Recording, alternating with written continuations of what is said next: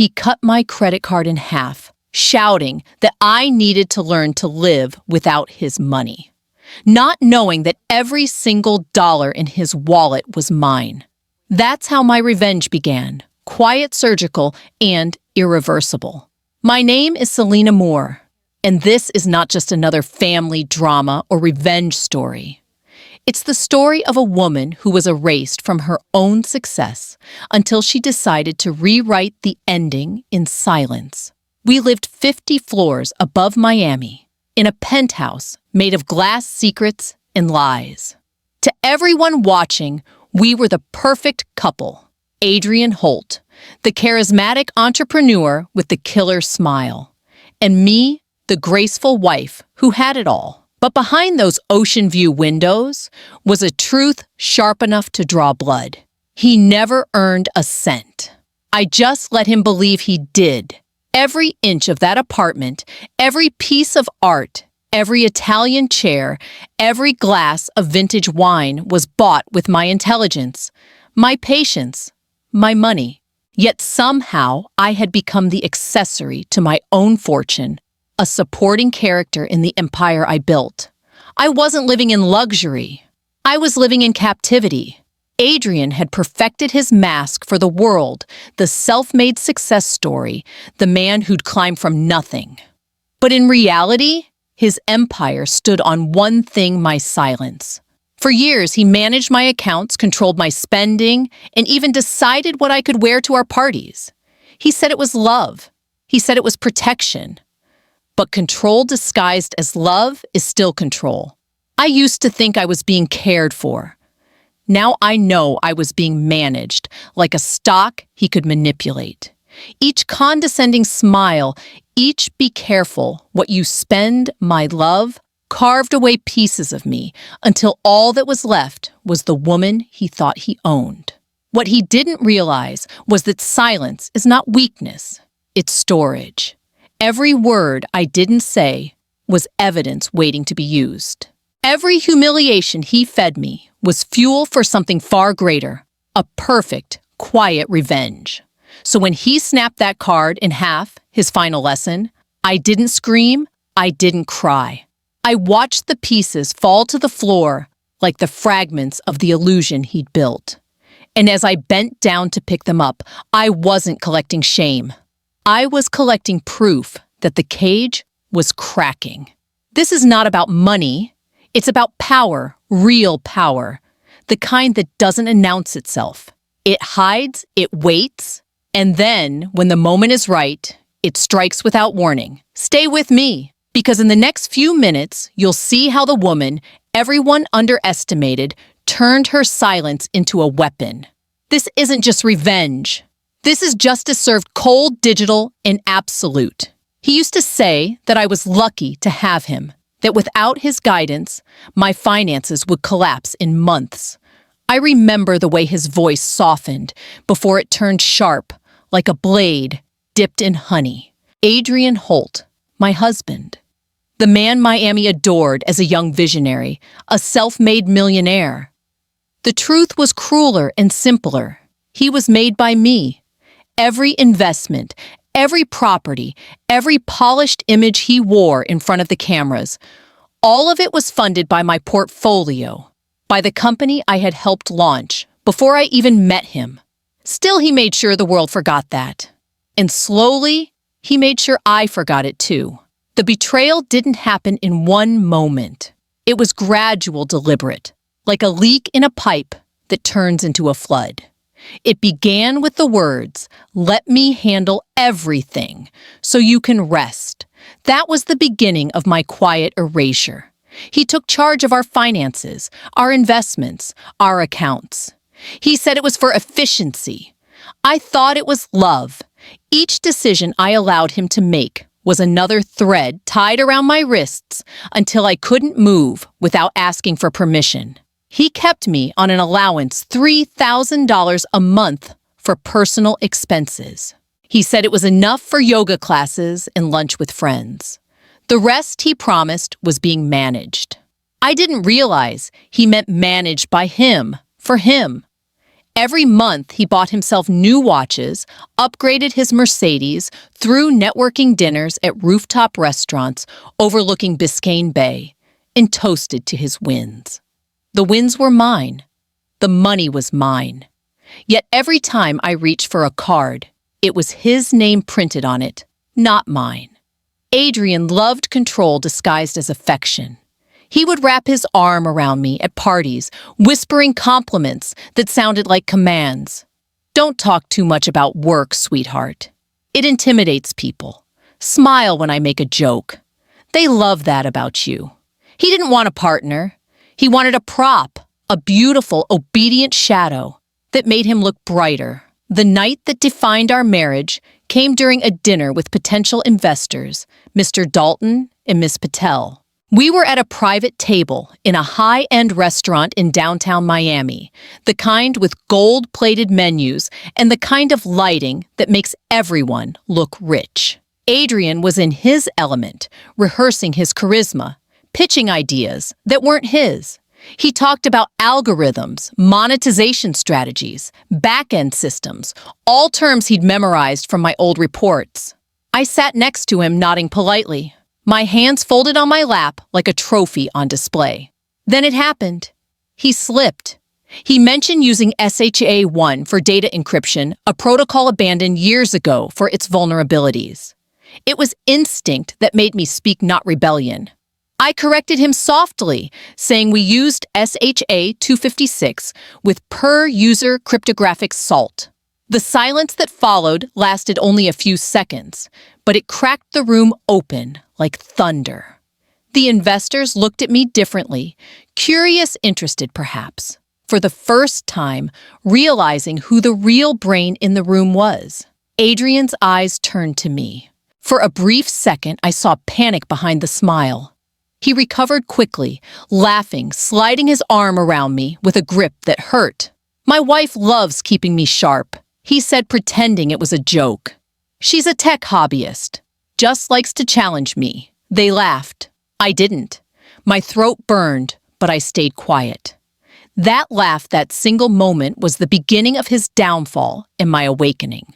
On the drive home, silence filled the Mercedes.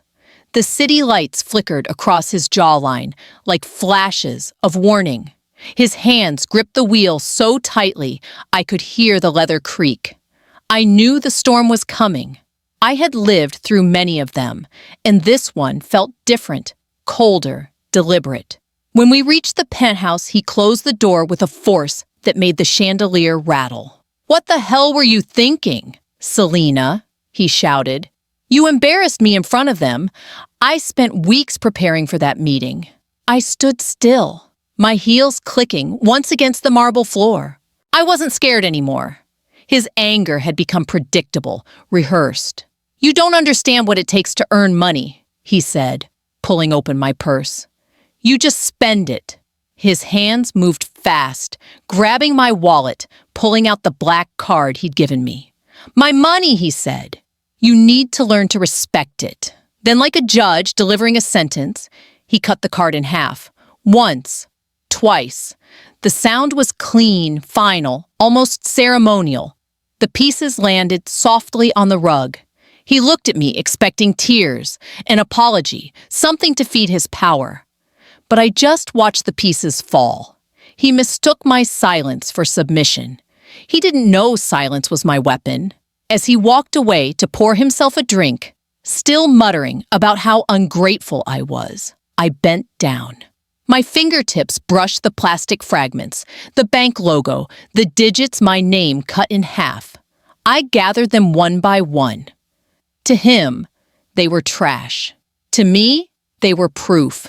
Proof of how far he'd gone and how far I was willing to go to end it.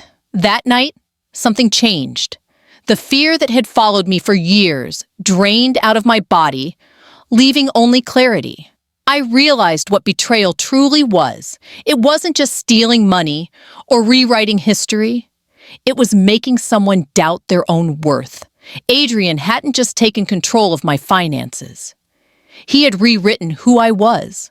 And that was the last night he ever would. From that moment on, I stopped being his silent wife.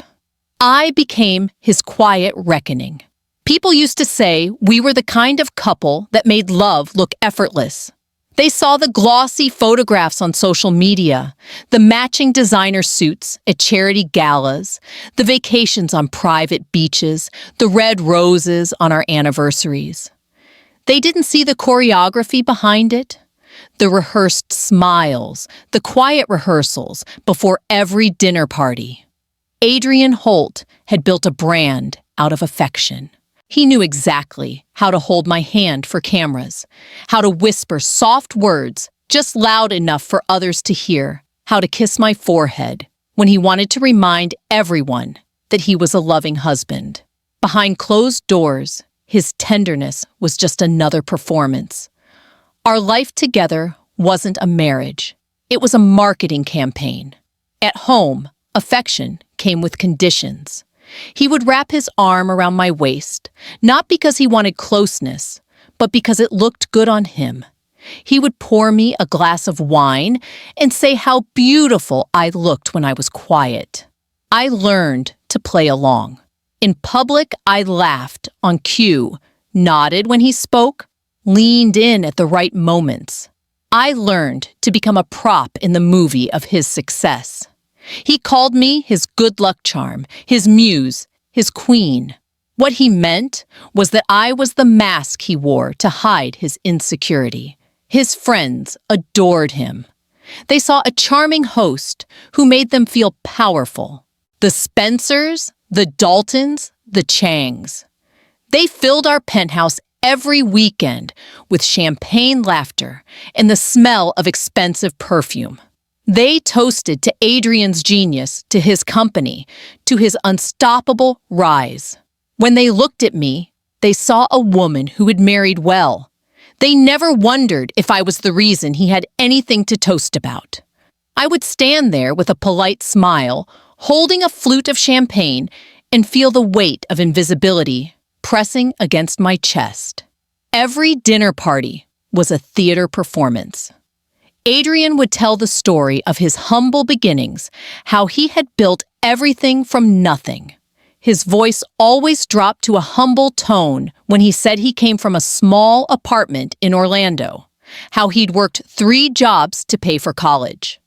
Everyone applauded his perseverance. No one noticed how I flinched every time he said we. He would turn to me and say how much I had supported him, as if I were some lucky ornament who'd been along for the ride. The truth was that I had built the ride. There were moments when he pretended to care. He would bring me breakfast, in bed a tray of pancakes and orange juice that he had instructed the housekeeper to make. He would slide beside me, stroke my hair, and say how he couldn't do any of this without me. Then before the orange juice even lost its chill, he'd remind me about the investor dinner that night and what color dress I should wear. His affection was a currency he spent whenever he needed my cooperation.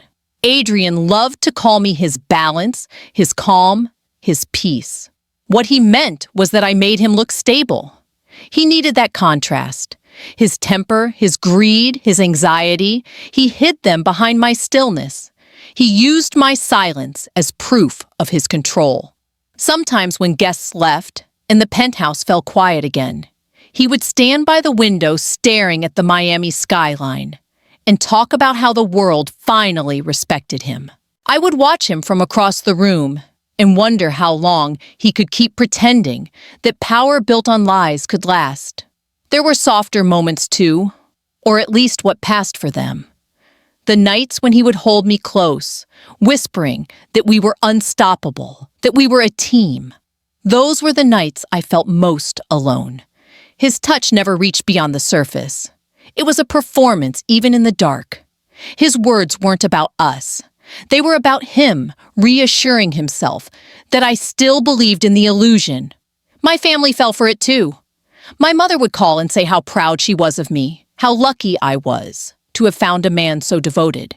When we visited for the holidays, Adrian charmed everyone with his polished manners, his generous gifts, his perfect smile. He helped my father fix a broken cabinet and told stories about our trips. Everyone loved him. They saw devotion where I saw domination. They saw security where I saw control. I used to watch him sleep and wonder if he even knew he was lying anymore. His entire life had become one long act of self-preservation. Every tender word he spoke to me was an insurance policy against exposure. Every public display of affection was a distraction from the truth that he depended on me for everything. He didn't just love my money. He loved the way it made him feel invincible. The most painful part wasn't the manipulation. It was how convincing the illusion was. There were moments when I almost believed him, when I let myself think that maybe he truly cared, that maybe I was just too harsh, too ungrateful. He was careful with those moments, sprinkling them between the insults and the cold silences. He knew how to confuse the mind of the person he controlled. One evening after another dinner party, where I played my assigned role flawlessly, he looked at me across the table, his eyes warm with fake affection, and said how proud he was that I was finally learning how to act like a partner. The word partner echoed inside my skull like a cruel joke. Partners share power. Partners build together. I was just his mirror reflecting back the image he wanted to see. The family dinners, the whispered compliments, the expensive gifts, all of it was camouflage for the cage I lived in. He had mastered the art of looking loving while slowly erasing me. But even the best actors forget their lines eventually, and every performance ends. Beneath the perfect lighting of our penthouse, under the laughter of his friends, I could feel something shifting. The applause he lived for was getting softer. The mask was beginning to crack. I started noticing how often he repeated the same stories, how his compliments felt recycled, how his eyes darted away whenever someone mentioned my old company. The illusion of affection was wearing thin, thread by thread. The world still saw love, but I was beginning to see the machinery behind it, the lies, the fear, the dependence. And beneath it all, I could sense the moment approaching when the act would end and the real story would begin. The night after he cut my credit card, the air inside that glass apartment felt heavier than ever. The city lights outside shimmered against the windows, reflections of a life that wasn't mine anymore. I sat on the edge of the bed, staring at the 4 broken pieces lying on the nightstand. The silence was so thick, it felt like fabric pressing against my skin. Somewhere in the distance, the hum of the refrigerator sounded like a ticking clock counting down to something inevitable. Adrian had gone to the living room, pouring himself another drink, laughing on the phone as if nothing had happened. He always laughed after he won. But this time, he didn't realize that his victory was the final straw that would break the illusion forever. I remember every detail of that night, the way my fingers trembled for the first few seconds before turning steady again. The rage that should have come never did.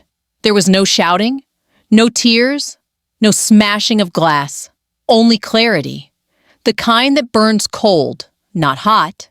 The kind that makes every detail sharpen. The clock read 11:43 p.m. The temperature in the room was 68 degrees. Outside, a plane blinked across the sky. I remember thinking how strange it was that freedom could begin so quietly.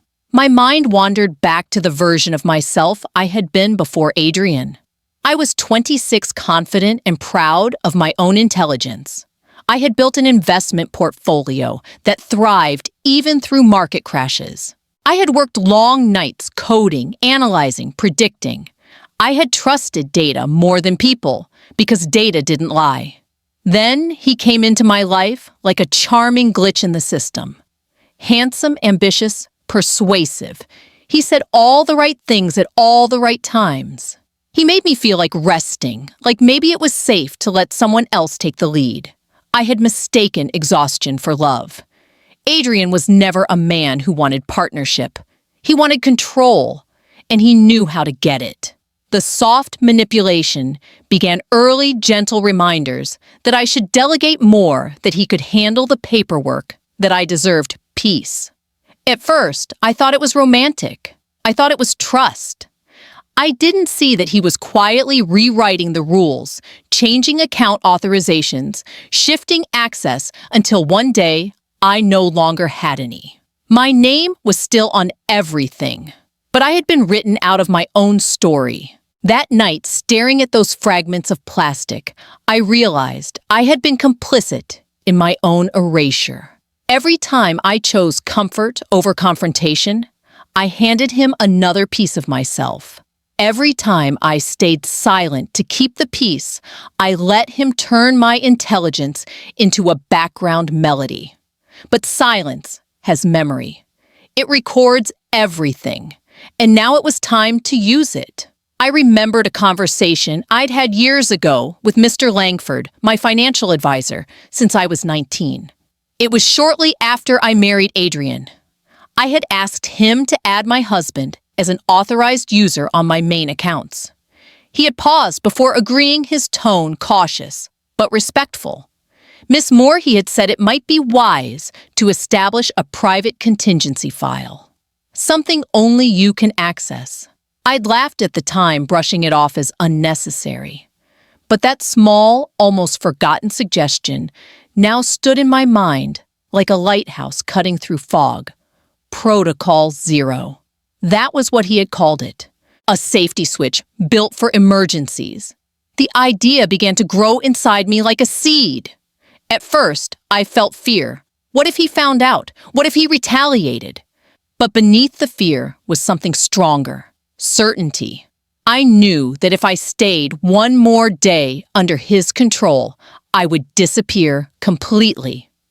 The woman who once built her own empire would vanish, leaving behind nothing but his version of me. That thought scared me more than any confrontation ever could. I looked around the room. Everything in it reflected his taste. The furniture, the art, even the scent of the air from the overpriced candles he liked. Nothing belonged to me anymore except the will to reclaim it. I reached for my laptop, the one he used to call my little toy. The moment it powered on, the familiar blue glow washed over me like a forgotten pulse. My fingers moved over the keyboard, and it was as if they remembered who they were before the silence. I logged into the secure portal, the one he didn't know existed. The numbers blinked back at me, balances, assets, investments. It was like staring into a mirror after years of blindness. This was my work, my discipline, my creation. I realized that he had never truly taken anything from me. He had only borrowed what was always mine. I began drafting an email to Mr. Langford. Each keystroke sounded deliberate, like footsteps on a marble floor. Execute Protocol Zero immediately. Revoke all secondary access. Transfer all balances to contingency account 77B. I stared at the screen for a long moment, the cursor blinking at the end of the last sentence. My finger hovered above the trackpad. I could hear Adrian laughing from the other room, telling his friend how he had put me in my place. The sound solidified my resolve. I clicked send. The soft sound of that click filled the entire space. It was quieter than a whisper, but heavier than thunder. I sat back and let out a slow breath. The silence that followed was different now. It wasn't suffocating. It was liberating. I wasn't the prisoner anymore. I was the warden, and he didn't even know it. As I sat there, the memories of the last few years rushed through me like film reels, every insult disguised as advice, every tender gesture wrapped around manipulation, every time I said yes when my soul screamed no. For years, I thought my strength had faded, but the truth was strength never leaves. It waits. It hides behind patience, behind endurance, behind silence, waiting for the moment you finally stop confusing loyalty with love. The clock hit midnight. Adrian's laughter turned into slurred mumbling. He was still boasting about his empire built on my fortune. I closed my laptop, stood up, and walked toward the closet. I didn't need a suitcase full of designer clothes. I only needed what mattered. My passport, a few essentials, my grandmother's pearl earrings, and the 4 pieces of that card. They weren't symbols of humiliation anymore. They were trophies, reminders of the night I stopped begging for love and started reclaiming my life. The city outside was still alive. Neon lights shimmering off the bay. Somewhere, music echoed from a rooftop bar. The world was moving on, unaware that a quiet revolution had just begun 50 floors above it. In that moment, I knew exactly who I was. Not his wife, not his reflection. I was Selena Moore, and my silence had just declared war. When the last echo of his laughter dissolved into the heavy Miami night, I sat motionless in the dim room, staring at the laptop that now held my liberation. The email was sent, the command had left my hands, and entered the system that had always obeyed me. There was no going back. Protocol Zero was more than a financial maneuver. It was the return of sovereignty. But freedom, even digital, requires precision. If I was going to end this quietly, I had to do it methodically, as if I were debugging a corrupt system one line at a time. I started by checking every account, every investment, every trust I had ever created. Adrian thought he was in control, but he had only been an authorized user, never the owner. The structure of my wealth was something he never fully understood. Years before we met, I had designed a layered protection system, shell accounts, feeding into diversified holdings, each with separate authentication paths. Adrian's access was limited to the surface level, the visible layer I had allowed him to manage. He thought that made him powerful. He never realized that power doesn't come from visibility. It comes from what others can't see. My eyes scanned through the ledgers. The numbers pulsed like living proof of my resilience. 7 digits in one column, 8 in another. Years of effort reduced to figures on a screen, yet they represented the life he had tried to steal. I moved, systematically contacting Mr. Langford through encrypted channels. His response came faster than expected. It was short, professional, decisive. Everything was underway. His loyalty had never wavered, not once, since the day he warned me about giving Adrian access. For the first time in years, I felt a partnership that was real. In the next hours, I reviewed every transaction Adrian had made over the last 12 months. It was worse than I imagined.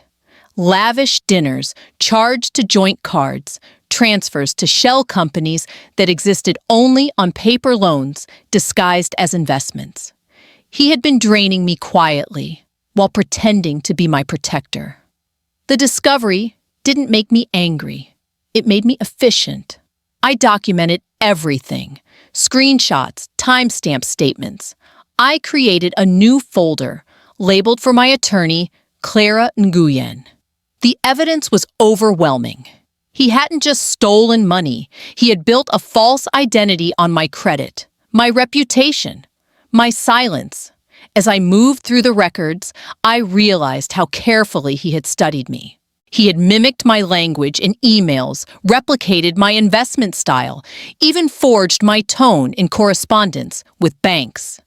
He had become an expert at imitation, a counterfeit version of me. But even the best forgeries fail under scrutiny. I found inconsistencies in his digital trail logins from different time zones, unauthorized attempts at account changes, messages written in his careless rush. I compiled them all line by line. It wasn't just about reclaiming money. It was about exposing the architecture of his deceit. The city outside began to pale into dawn. I hadn't slept, but exhaustion felt irrelevant. My mind was sharp, clear, mechanical. I opened another window and accessed the real-time notifications linked to my portfolio. Transactions froze one by one as Protocol Zero executed. Adrian's access was dissolving in real time, like sand slipping through his fingers. The system flagged his cards as inactive, his linked devices disconnected. By sunrise, the empire he thought was his would be a ghost. Before leaving, I walked through the apartment like an investigator at a crime scene. Every object told a story. The marble counter where he lectured me about discipline, the glass table where I signed away, accessed the velvet sofa where I once believed we were equals. I took nothing except my essentials in a folder of evidence. I left the luxury untouched, a stage set for his eventual collapse. He would wake up believing everything was as it had always been, only to realize the ground beneath him had vanished. I booked a suite at a discreet boutique hotel in Coconut Grove, under my maiden name. The staff didn't recognize me. To them, I was just another traveler. I liked it that way. Anonymity felt clean. I ordered a strong coffee and opened my laptop again. The digital battlefield was quiet now, but I knew Adrian would fight once he noticed. He wouldn't accept defeat easily. Men like him rarely do. They believe that if they speak loudly enough, reality will bend. But numbers don't listen. Systems don't care. I began preparing for his reaction. Clara would handle the legal front restraining orders, account verifications, asset freezes. My part was to ensure no trace of vulnerability remained. I called the bank, confirmed my instructions with Langford, and transferred additional funds to a private foundation I had created years ago, one with no visible link to me. My wealth would no longer be something he could touch or even trace. The more he tried to chase it, the further it would disappear. As the day stretched on, I imagined his morning unfolding. He would wake late, hang over thick reach for his phone, and find a dozen declined transactions. Confusion, first, then arrogance. He would call the bank demanding answers, only to hear the truth spoken in the calm tone of an employee who didn't know she was delivering a death sentence. The authorized access has been revoked by the primary account holder, Ms. Selena Moore. I could almost hear his disbelief turning into rage. Still, I didn't allow myself the luxury of satisfaction. This was not the end, it was maintenance, cleanup, containment. Revenge, when done right, is not about rage. It is about precision. I double-checked every account, ensured every property deed reflected my name alone, and confirmed with Clara that the divorce documents would be ready within 48 hours. By evening, everything was in motion. The sun dipped below the skyline, painting the city in gold and coral. I sat by the window of the hotel room, watching people move below, all of them carrying their own invisible wars. I thought about how many women had probably lived a story like mine, silenced by affection, erased by control. I promised myself that this wouldn't just be about me. Once the dust settled, I would create something permanent, a foundation for women who needed a way out, a network of financial safety. That thought brought a rare sense of calm. I didn't need to raise my voice, didn't need to see him break. The beauty of justice was that it didn't require witnesses.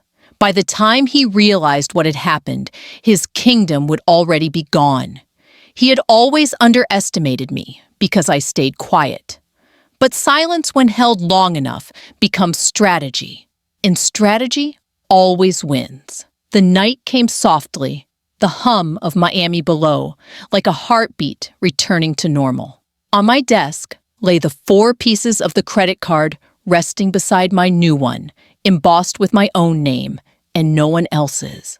I brushed my fingers across it, and felt something I hadn't felt in years, control unshakable and absolute. Tomorrow, Adrian Holt would wake up in a world he no longer ruled. I didn't need to watch it happen. I had already seen the ending. Morning sunlight poured through the floor-to-ceiling windows of the penthouse, stretching across the marble like a spotlight searching for truth. Adrian stirred on the couch, his hangover thick and sour. The bottle of whiskey lay half empty beside him. The glass tipped over the amber liquid, bleeding into the white rug. He reached for his phone, squinting at the bright screen, unaware that this was the moment everything he owned would begin to vanish. The first sign came with a soft vibration. His bank app blinked red. Transaction declined.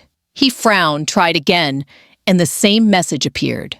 Another card, same result. His confusion curdled into irritation.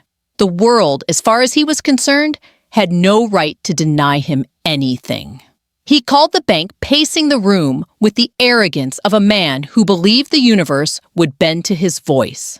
The woman on the line spoke politely, reading the note on the account. Authorized access revoked by the primary account holder, Ms. Selena Moore. For a moment, silence filled the line. He thought it was a mistake, some system glitch, maybe a banking error. Then she repeated the line, Ms. Selena Moore. The sound of my name shattered the last illusion he had. He hung up without saying a word, his face draining of color as reality began to rearrange itself around him. While he was pacing that room, I sat at a small cafe in Coconut Grove, the same place where I used to work before the world knew my name. The aroma of roasted coffee beans mixed with the sound of seagulls in distant traffic. I wore a white linen blouse, sunglasses, and the kind of calm that only comes after surviving a storm. My laptop was open, a single message displayed from Mr. Langford Protocol, 0 executed successfully. All transfers complete. Adrian Holt no longer has any linked authorization. It was done. Years of silence condensed into one digital moment. I didn't smile, didn't cheer. I simply watched the message fade as I closed the screen. Justice rarely arrives with fireworks. Sometimes it whispers. Around me, life continued as if nothing had changed. Couples laughed over breakfast. A child chased a pigeon. A barista called out an order. No one noticed the invisible power shift that had just occurred. Back in the penthouse, Adrian began to unravel. He called more banks, tried more numbers, shouted into empty lines. Each call confirmed the same thing. Every account he had touched was frozen. Every asset moved. The penthouse lease was under my company's name. The cars, the properties, the investments all legally belonged to me. He had been living inside my empire, not his. He stormed to his office, flipping through files, papers, scattering across the floor. His reflection in the glass walls looked like a stranger, the successful man gone, the parasite exposed. He found the note I had left on the kitchen counter. My handwriting was calm, precise, deliberate. I hope you learn to stand on your own 2 feet. I already have. He read it again and again, but the meaning refused to change. In the hours that followed, his calls turned desperate. First, anger. How dare I, after all he had done for me? Then denial he would fix this. We would talk. Finally, panic, he begged me to pick up, to explain, to undo what I had done. Each message grew shorter, more incoherent. The man who had once lectured me about control had lost every ounce of it. As his empire crumbled, mine grew stronger in silence. The news of his company's financial freeze spread quickly. Business partners backed away, investors withdrew. Rumors began circulating about fraud, mismanagement, debt. The same friends who once toasted him at our dinner parties now avoided his calls. The empire of charm and deceit collapsed under the weight of its own lies. I spent that afternoon meeting with Clara Nguyen, my attorney. She reviewed the documents I'd collected, every unauthorized transaction, every forged signature, every record of manipulation. It was all airtight. Clara looked at me, impressed by the precision of the evidence. You could take everything, she said. But I didn't want everything. I just wanted peace. Revenge had already served its purpose. The point was made. Later that evening, I drove past the penthouse. The valet outside recognized me, but didn't say a word. From the street, I could see the balcony where I had spent so many nights pretending to be happy. Now the lights inside flickered as Adrian paced a man trapped inside the cage he once built for me. I didn't feel pity. I didn't feel hate. I felt distance, the kind that can't be measured in miles, but in clarity. The next morning, social media caught the scent. Screenshots of luxury items listed for sale appeared online. A follower posted that Adrian Holt had been removed from several corporate boards. Comment sections filled with speculation. Some defended him. Others called him out. The empire of appearances was burning, and he was its only witness. Meanwhile, I spent that morning walking along the beach. The sand was cool beneath my feet, the ocean quiet, except for the rhythmic crash of waves. For years, I had been drowning in someone else's version of love. Now, I was breathing again. I thought about all the nights I had stayed awake, calculating what I could lose. It turned out the only thing worth losing was him. At noon, Clara called to confirm the divorce papers had been filed. The process would be clean, fast, undeniable. Adrian would contest it, of course, but the law was on my side, the evidence impossible to refute. By evening, I received a short email from him. No subject line, no greeting, just a few bitter words about betrayal. I read it once, then archived it. He had finally learned what silence felt like, when it wasn't under his control. That night, Miami glowed in gold and indigo, the skyline alive with the pulse of freedom. I sat on the balcony of my hotel, watching the reflection of city lights ripple across the bay. Somewhere out there, he was facing the truth he had spent years avoiding, that the power he thought he possessed had always been borrowed. The real power was mine all along, quiet and invisible, waiting for the right moment to reveal itself. Revenge, I realized, isn't about destroying someone else. It's about recovering what they tried to erase. He had taken my voice, my confidence, my identity. Now they were all returning one heartbeat at a time. As the last light faded, I whispered to myself, the only line that mattered, the empire he thought he owned had never been his. It was mine, built from patience, silence, and precision. And tonight, the truth stood taller than any penthouse view he ever showed off to the world. The morning after the empire fell, the headlines began to surface quietly, first in whispers, then in headlines that spread through Miami's business circles like cracks in a mirror. Adrian Holt's name was no longer accompanied by praise, but by questions. The investors he used to boast about were demanding audits. The luxury magazines that once called him a visionary entrepreneur removed his photographs from their digital covers. Overnight, he went from being admired to being avoided, from being envied to being erased. For the first time in years, the silence that used to belong to me wrapped around him instead. His phone that once buzzed endlessly with messages and invitations now sat still, vibrating only with debt reminders and rejection emails. People who once called him brilliant began describing him as unstable. Those who had praised his charisma now spoke about how they had always felt something off. It was astonishing to watch how quickly loyalty evaporated when money disappeared. I didn't need to witness his downfall directly. The city itself became my messenger. At a cafe in Brickell, I overheard two executives whisper about him, how his accounts had been frozen, how the car dealership repossessed his Mercedes AMG, how the penthouse lease was under foreclosure. They said he had been seen yelling at a teller at the bank, demanding to speak to someone important. There was no one left to answer him. Back in my own new space, a small coastal apartment in Key Biscayne, the view was smaller, the walls simpler, but the air was mine. No cameras, no pretense, no rehearsed affection, just quiet. I filled the rooms with light instead of luxury. There were mornings when I'd sit by the window with a cup of black coffee, watching pelicans glide over the water, and realize that the sound of nothing was finally peace. Adrian, however, was unraveling. The lawyers he had once hired to intimidate others now avoided his calls. Without my financial backing, his company collapsed in a matter of weeks. Employees left lawsuits surfaced, and creditors circled like vultures.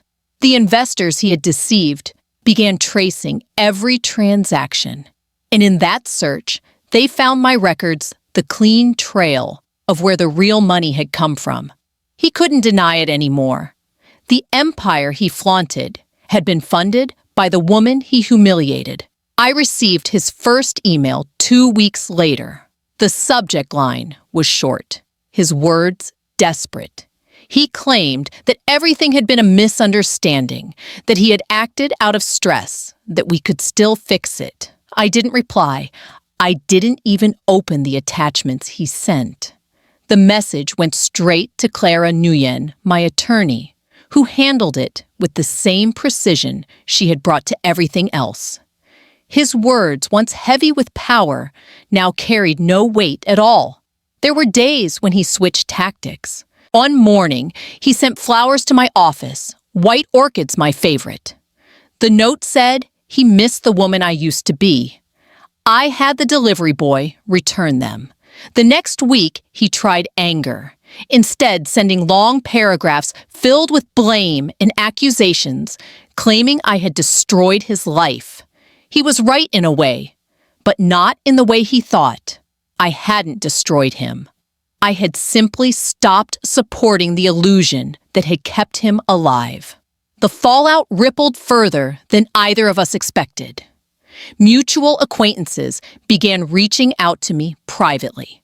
Some apologized for not noticing the abuse, others for not believing me when they saw the cracks. Most wanted to know how I had done it, how I had walked away without chaos, without scandal, without losing myself. I told them the truth. Power doesn't come from revenge. It comes from control, from knowing when to act and when to stay silent. Months passed. Miami moved on. The gossip faded as new scandals took its place. Adrian's name became just another cautionary tale, whispered at rooftop bars and charity events. His social media accounts went dark. His phone numbers disconnected. He had sold the last of his possessions to pay off debts, including the watch he once wore like a crown. Meanwhile, I began to rebuild quietly, not just my finances, but my sense of identity. I launched a new investment firm, small, discreet, entirely female-run. Its mission wasn't just profit. It was protection. I called it Horizon Trust, a name that reminded me that there's always light beyond the line of sight. Women came to me with stories that echoed mine husbands, who controlled their money partners, who silenced their voices, families, who used guilt as a leash. I helped them build contingency plans, their own versions of Protocol Zero. Every success felt like reclaiming another part of myself. Sometimes, though, memories would still visit. Late at night, I'd think of the girl I used to be, the one who thought love was measured in sacrifice, the one who believed that loyalty meant silence. She felt distant now, like someone I had outgrown, but still understood. I kept her memory close, not with regret, but with gratitude. Without her endurance, the woman I had become wouldn't exist. Adrian resurfaced once more almost a year later. I heard from Clara that he had been sued for fraud and misrepresentation. He showed up at the courthouse wearing a worn suit, his once perfect posture slumped. The case wasn't about me, but it stemmed from the same deceit that had defined him. Watching the footage online, I saw the same arrogance flicker and die in his eyes as the judge read the charges. The world was finally seeing what I had seen all along. I never celebrated his fall. There was no satisfaction in his suffering, only closure in knowing that justice had arrived naturally. The universe doesn't rush, but it never forgets. What you build on deceit eventually collapses under its own weight. He had spent years living off borrowed power. The debt had finally come due. One evening, as the sun melted into the horizon, I sat on my balcony, the same 4 pieces of that broken credit card resting on the table beside me. They weren't a reminder of pain anymore. They were proof of transformation, proof that even destruction can be an act of creation. The sound of the waves below was steady, rhythmic, alive. The aftermath wasn't chaos. It was calm. I didn't rise from ashes. I simply stepped out of the smoke. My life, once dictated by someone else's ego, now moved to the rhythm of my own choices. And for the first time in years, I didn't need to look over my shoulder to feel powerful. Power had always been inside me. It just needed silence to grow. Months passed before his last message reached me. It came through a legal channel, tucked between the pages of settlement papers that Clara's assistant dropped on my desk one afternoon. His handwriting was still neat, deliberate, like a man trying to keep control over something that had already slipped away. The words weren't threats this time. They carried exhaustion, maybe regret, maybe pride wrapped in defeat. He wrote about how everything he'd built had fallen apart and how he couldn't understand how I had managed to move on without bitterness. He ended the note with a single line, claiming that he had given me everything he had. For a moment, I just stared at those words. Then I folded the letter neatly and set it aside. He had never given me anything. He had borrowed my strength, my kindness, my trust, and spent them like currency until the account ran dry. I didn't answer. I didn't send closure, because closure doesn't come from words. It comes from distance. Silence remained my reply, and it was enough. People like Adrian feed on reaction. Without one, they starve. Still, a part of me couldn't help but think about the man he used to be before power distorted him. Somewhere inside that arrogance had once been charm, curiosity, even admiration. He had loved the idea of me, but not the reality the woman who built her own life. That version of me had threatened his illusion, so he tried to erase it. The letter was his final attempt to rewrite history, to frame himself as a tragic figure, rather than an architect of his own ruin. I let the lie sit where it belonged, unanswered, unread again. That night, I sat by the window, the city glowing beneath me. The air was still warm, the kind of Miami evening where the ocean smells faintly of salt and electricity. I took out the small wooden box I had kept hidden since the night everything changed. Inside were 4 pieces of that broken card, a faded photograph from our first trip together, and a note from my grandmother, with words that had carried me through every dark moment. Love should make you larger, not smaller. I traced the edges of the photograph, remembering how happy I thought I was back then. The girl in that picture smiled like she had the whole world figured out. She didn't, but she learned. For a long time, I thought forgiveness meant allowing someone back into your life. Now I understood that it can also mean simply letting them exist elsewhere without anger. Adrian didn't deserve hate any more than he deserved love. What he deserved was the weight of his own consequences unsoftened by my attention. In some way, that was the truest form of reconciliation, me living freely, him learning what absence really felt like. A week later, I heard from Clara that the divorce was finalized. Everything was settled quietly. No courtroom drama, no media frenzy.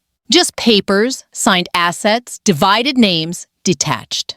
The process was so clean, it felt almost anticlimactic. Yet when I saw my name alone on the final document, something shifted inside me. It wasn't victory, it was release. I realized that the battle had never been between him and me. It had always been between me and the part of myself that once accepted less than I deserved. That part was gone now, buried under layers of clarity and peace. I started volunteering again, something I hadn't done since before the marriage. Every Friday, I spent a few hours at a financial literacy workshop for women. Most of them were older survivors of controlling relationships or financial abuse. They would sit around long tables in a modest community center, eyes tired but curious, learning how to reclaim what was theirs. I didn't tell them my story, at least not in detail. I didn't need to. My presence was enough to show that recovery was possible. Every time I watched one of them open a new bank account or cancel a joint credit line that had held them hostage, I felt the kind of satisfaction that revenge could never give. It wasn't about destruction anymore. It was about restoration.